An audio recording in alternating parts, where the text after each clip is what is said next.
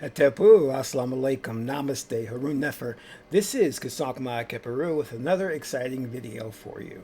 And in this video, I'm going to talk about my unsettling UFO encounters. But before I do that, I want you to hit the like button on this video. If this is your first time to my channel, hit the subscribe bell to get notifications on when I go live and when I upload recordings. Or you can just hit the like button if you like this video. Next, if you want to know more about my spiritual teachings, you can become a Patreon supporter for as little as $1, $5, or $20 per month. It's up to you, and there's never any obligation. As a supporter, you'll get exclusive access to instructional content on the esoteric, on the spiritual, content that will show you how to perform a ritual, how to do proper breathing exercises, how to do your meditations, and you'll also have access to many articles that we have. There's articles on the occult, articles on entrepreneurship, and articles on dealing with family curses and trauma. So become a Patreon supporter today. Last but not least, share this video with family and friends so we can get the revolution started. So, Harun Nefer, Grand Rising. Let's get right into this subject matter about my strange UFO encounters. Now, we have the brilliant and noted Steven Spielberg, director Steven Spielberg, who is coming out with his new film Disclosure Day. And for people who don't know what disclosure means, or Disclosure Day, that is the day that many UFO enthusiasts hope that the government will open their classified files and reveal everything they know about UFOs, UFO abductions, aliens, and so forth. We're waiting for that day. There has been, of course, partial disclosure. The government has released video on the Tic Tac UFO that the military has photographed and recorded. But people in the UFO arena want full disclosure. They want to know exactly what is going on. There's many things our government will not tell us. And, I believe personally that the reality that we are experiencing is a facade. It's just a veneer. It's covering, it's just covering the truth. And if we were exposed to the truth, many would not be able to handle it, so it's deep. But anyway, for many years, I studied the UFO phenomena, and I was envious of people who had UFO encounters. I mean, I didn't want to have a full-blown abduction experience. For what I read and saw, it was very terrifying, If you read things like the Betty and Barney Hill abduction that happened in the 60s, you'll know what I mean, where the couple, they were an interracial couple, they were on vacation when a UFO, they were driving, UFO stopped ahead of them and abducted them and did some experiments. And in fact, that story of Betty and Barney Hill was one of the first publicly written about experiences, and that really started other people to come out and talk about their experiences with these UFOs. But let me just make a correction on that. We no longer refer to it as UFO, unidentified flying object. We now refer to it as UFP, unidentified flying phenomena. And I think probably that is a little more accurate. But anyway, I was envious of the fact is that I didn't have an experience, you know. I had never seen a UFO, never witnessed any aliens, and you know. But one thing I did know in researching this subject matter is that there were a lot of phonies out there, a lot of phonies. In fact, the UFO community has, I would say, 90% phonies, scammers, con artists who use the idea of being abducted as a means to cash in on this, you know. And some of them are really pretty prominent, you know. But I won't go into that. I don't want to go into detail about that because I could talk forever about those who pretend to be abducted and their reason and rationale for doing it. But many of them have really made a pretty penny off of it, you know. So you have to be really careful when researching this information, not to be roped in by these con artists, you know. And many of them have written books and movies have been done about them, and they seem so authentic, but they're not, you know. And you also will meet a lot of strange people too, you know, really people who are not put together right, who claim to be abducted. So, you know, that's why I don't do too much of that on my channel, because the subject is really polluted, you know, with these individuals, and it's hard to find authentic cases, you know. Even like the Betty and Barney Hill case, I go back every now and then to revisit it, and still I'm skeptical, you know. I'm not 100% bought into the fact that or that they may have been actually abducted, because they're just things that I question, like, that don't make sense, you know. But that's why they have this term called high strangeness, because it's so strange. So in my case, I had went for years and years never having any experience. I wasn't someone who saw one, had a visitation, had missing time, none of that. But lo and behold, my number came up. And I remember I was in a car, and a friend of mine was driving.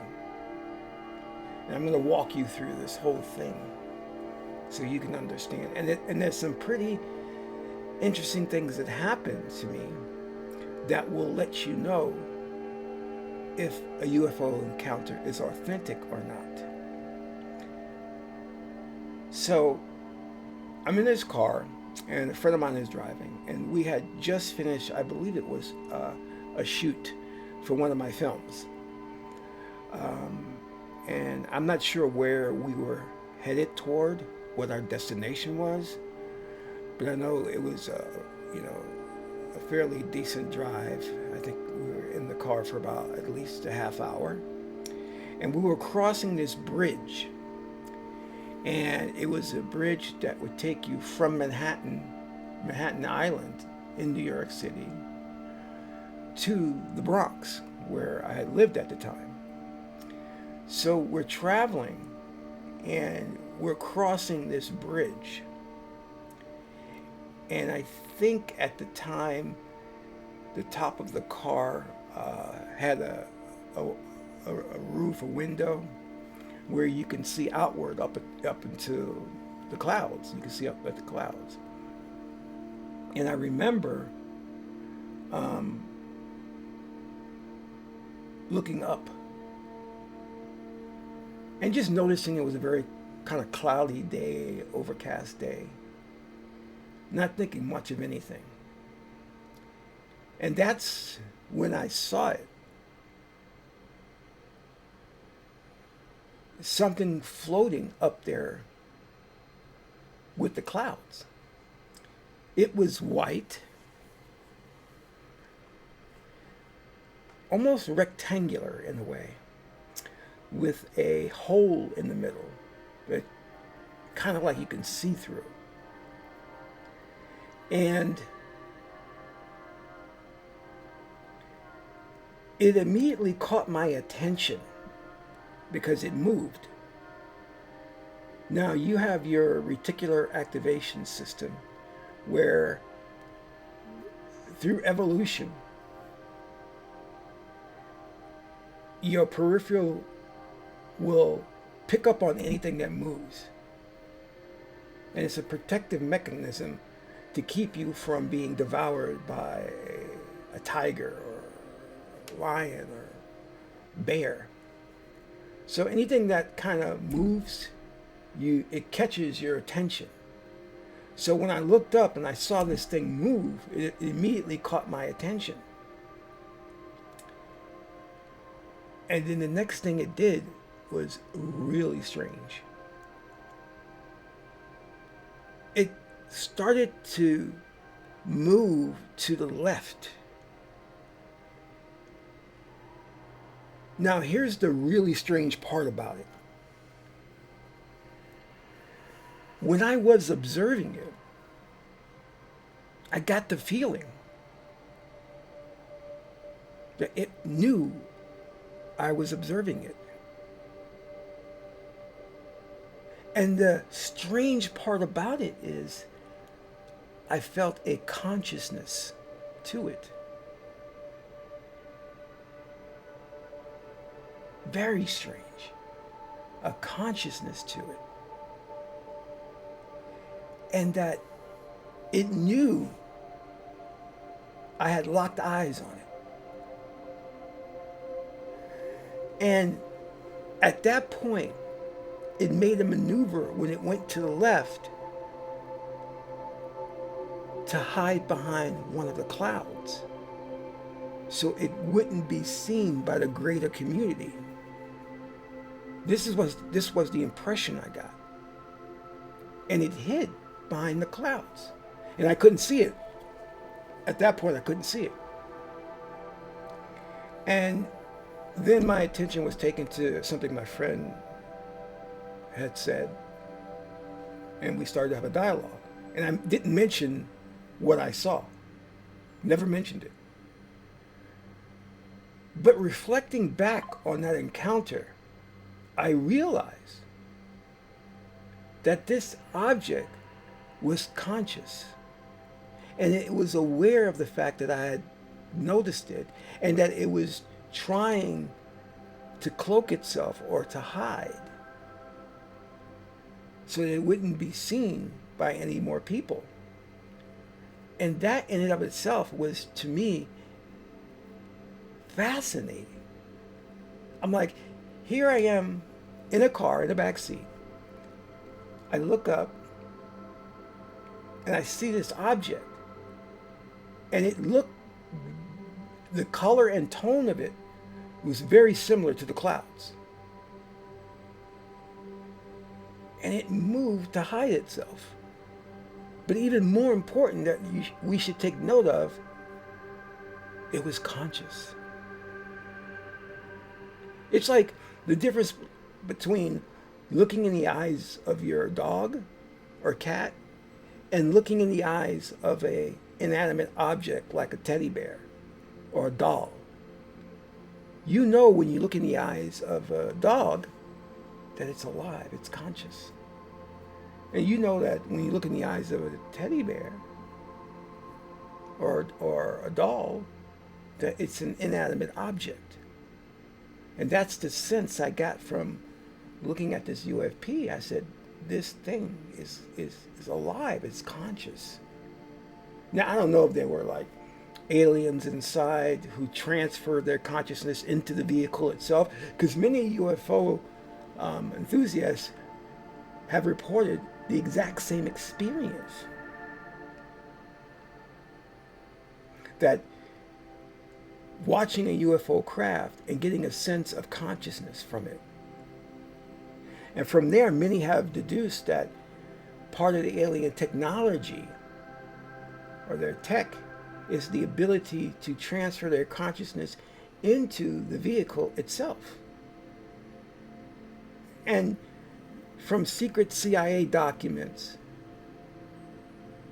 we know that experiments in astral projection, having your consciousness leave your body, is true. It's factual. We know that studies have been done in this area, and that it is possible under certain conditions for your spirit to leave your body. Now, the CIA's program for doing that was called Project Gateway, in which they experimented on individuals leaving their body and transferring their consciousness. Very interesting stuff. And anyway, so it was an extraordinary experience, because I have heard UFO enthusiasts talk about when they encountered, a UFP or what have you, that was the first thing that they noticed that was interesting. But my story doesn't stop there. That very same weekend, I had went to a party, one of these exclusive rooftop parties, and my friend Gary was with me. And it was a warm summer day. We were at the rooftop. Everybody was dancing. Everybody was drinking, and just about having fun. Now I was walking through the crowd of people, looking for Gary. I think him and I got separated, and I didn't find him. I remember stopping in the center of this crowd, and then for some strange reason I looked up, and you could see all the stars and everything up, because again it was a rooftop. And just as I looked up, I saw this strange dot in the sky, and it was making these really fantastic maneuvers, circles, diving, and it was kind of leaving a little trail behind it. It would accelerate at a high speed, then stop, then take a nosedive, then stop, make circles, and I was like, wow. But the interesting thing about this, given the fact that it was making these strange maneuvers, unlike the other craft I had witnessed that weekend, I got no sense of consciousness from this craft. Nothing at all. And it was standing out because of the really odd maneuvers. So I looked back down at the crowd and noticed Gary standing right in front of me. And I tapped him, and he was talking to some girl, so he was really involved in the conversation. And I tapped him to point up so that he can see it. And he was a little bit annoyed that I kind of interrupted him in this conversation. And he was like, what? And I'm like, look up, look up. And then when he looked up, at that point, it was gone. And I was like, darn, it had disappeared. So I said, hey, there was this really strange craft up there making circles and all this strange maneuvers. So, of course, he didn't see anything, so he just went back to his conversation. And I was just like, whoa. I saw two UFPs in the same weekend. And it was extraordinary. Now, one of the interesting things about this was that some of the top UFO enthusiasts speculate that when you see some of these UFPs, that they're made by the government. They're black ops projects.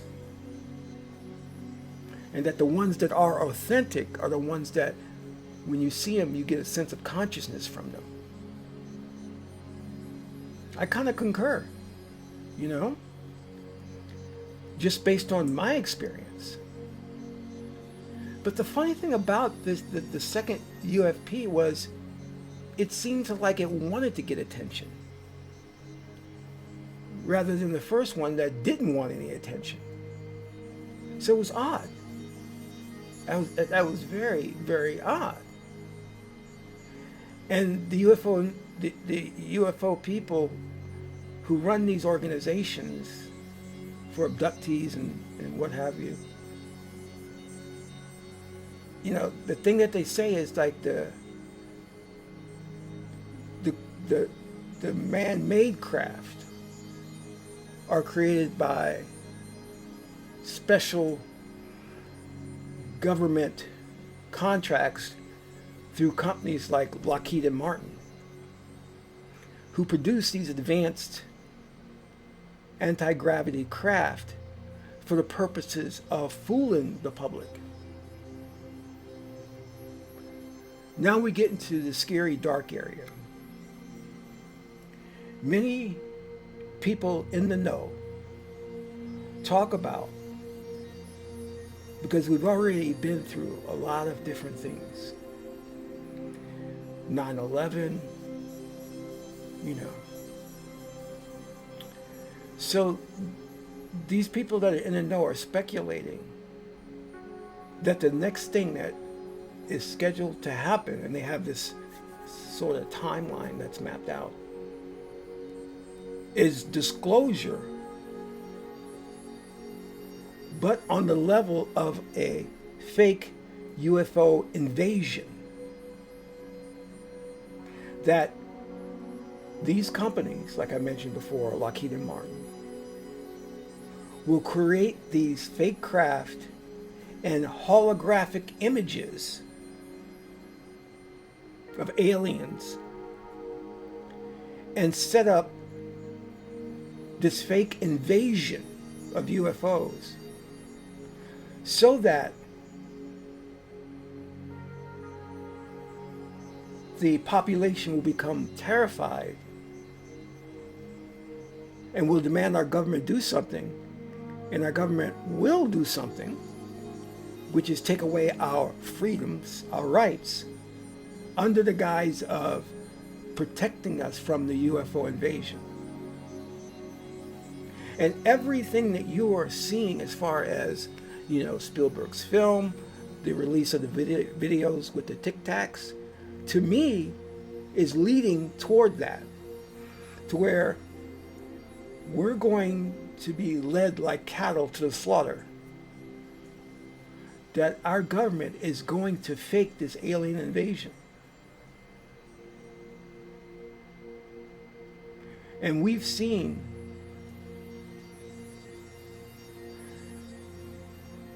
through things like COVID, how we're easily led and will easily comply with what the government wants, which is the stripping of our rights. We are on the precipice of a very dangerous future. One that if we're not vigilant and skeptical, we will end up in a totalitarian regime.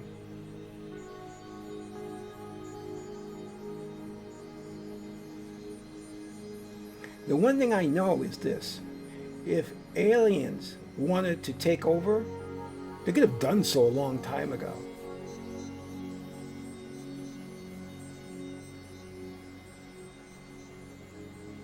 So I don't believe if suddenly our government is saying an alien invasion is imminent. I don't believe that. There's this Independence Day thing that I don't think is going to happen. So they can miss me with that. Like I said, the aliens with their technology could have long since taken over the planet. So anyway, that's all I have for you. I just want to throw that out to you. Be skeptical, be vigilant. This is Qesankh Ma Keperu, son of my aunt Tahuti. My aunt is the beautiful goddess Heteru. Until my next video, watch the skies. I'm in Ra.